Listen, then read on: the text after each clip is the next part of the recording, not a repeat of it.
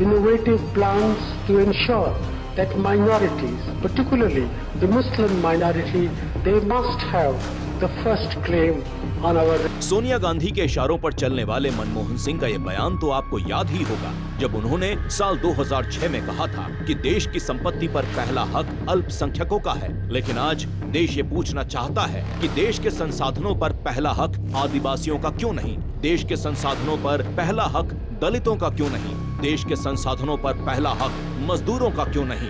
देश के संसाधनों पर पहला हक पिछड़ों का क्यों नहीं? देश के संसाधनों पर पहला हक गरीबों का क्यों नहीं? वैसे तुष्टीकरण के लिए नीचता की हर हद को पार करने वाली कांग्रेस की एक और घटिया साजिश भी देख लीजिए, क्योंकि अगर देश में कांग्रेस की सरकार आई तो वो आपका खून जिंदगी के साथ भी और जिंदगी के बाद भी चूसती रहेगी।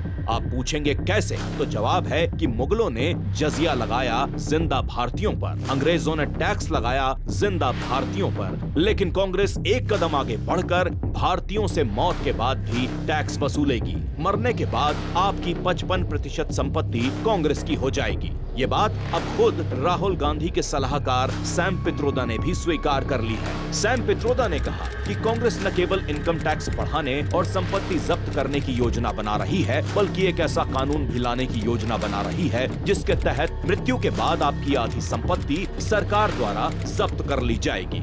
सुन लिया ना आपने? अगर देश में कांग्रेस की सरकार आई तो आपकी संपत्ति पर कांग्रेस का कब्जा होगा, आपकी खून पसीने की कमाई पर कांग्रेस का हक होगा और बहनों के मंगलसूत्र तक ये कांग्रेसी छीन ले जाएंगे। इसलिए अपने एक वोट की कीमत को पहचानिए और इस बार कांग्रेस का ऐसा हाल कीजिए कि वो ऐसा सपने में भी कभी सोच न पाए।